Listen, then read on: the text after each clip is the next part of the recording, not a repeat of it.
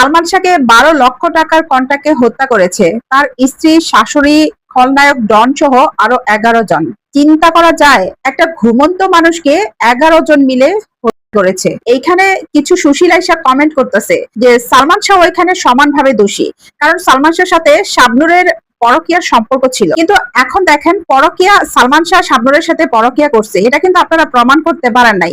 এটা আপনারা শুধু আজ করতে পারছেন যে শাবনূরের সাথে সালমান শাহর পরকীয়ার সম্পর্ক আছে। তারা অভিনয় করছে, ভালো অভিনয় ছিল, তখনকার জুটি ছিল সালমান শাহ শাবনূর। আর সালমান শাহ শাবনূরের জুটি কেউ পছন্দ করে নাই এমন মানুষ আসলে এখনো তারা মানুষের হৃদয়ে বেঁচে আছে। আচ্ছা ধরেন সালমান শাহ পরকীয়া করছে, এই পরকীয়ার রেশ ধরে আপনারা 12 লক্ষ টাকার কন্ট্রাক্টে একটা মানুষকে দুনিয়া থেকে বিদায় করে দিবেন? আচ্ছা দেশে কি আইন ছিল না?